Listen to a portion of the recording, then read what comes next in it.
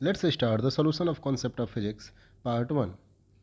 Chapter 5, Newton's law of motion. Question number 24 कह रहा है Figure shows a uniform rod of length 30 cm having a mass of 3 kg. The strings shown in the figure are pulled by constant force 20 Newton and 32 Newton.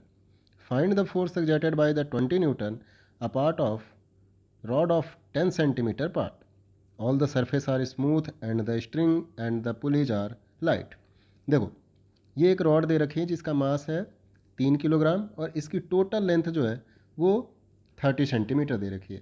तो सबसे पहला काम करते हैं ऐसे क्वेश्चन में हम डेंसिटी निकालने की।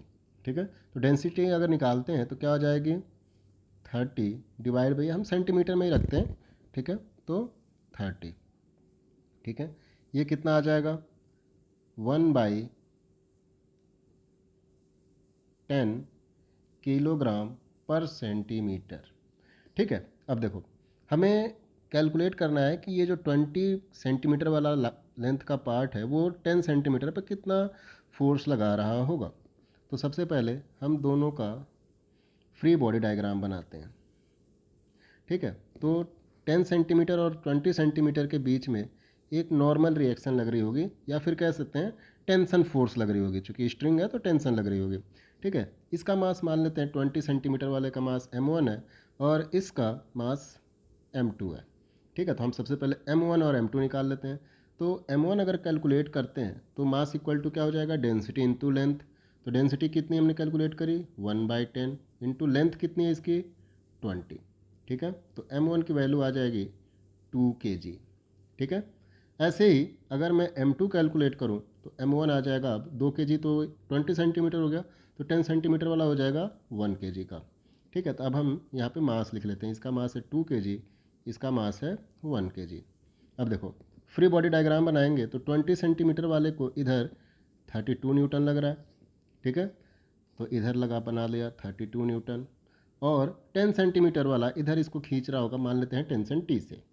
ठीक है, ऐसे ही इन दोनों के बीच न्यूटन्स थर्ड लॉ के अकॉर्डिंग जितना 2 kg वाला 1 kg को खींच रहा होगा उतना ही 1 kg वाला 2 kg पे खींच रहा होगा, मतलब कि इस पे टेंशन इधर लग रही होगी। अब 1 kg पे इधर हमने लगा रखा है 20 न्यूटन।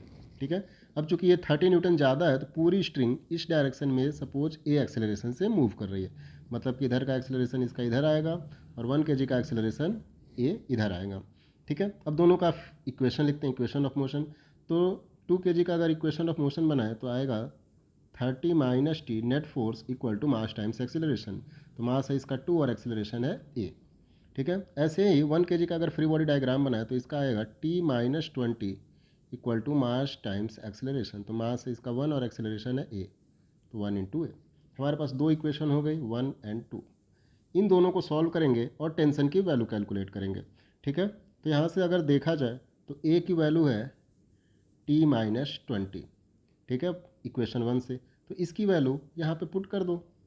तो 30 minus T equal to 2 into और ए की जगह पे टी माइनस 20, तो हो जाएगा 32 minus T equal to 2t minus 40। अब देखो 2t को इधर लेके आओ या फिर 4t को इधर लेके आओ।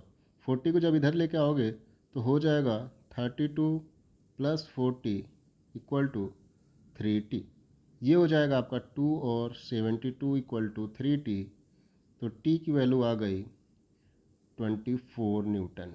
डैट मीन्स 20 सेंटीमीटर वाली जो स्ट्रिंग है वो 10 सेंटीमीटर वाले पे 24 न्यूटन लगा रही है और 10 सेंटीमीटर वाली 20 सेंटीमीटर वाले पे भी 24 न्यूटन ही लगा रही होगी।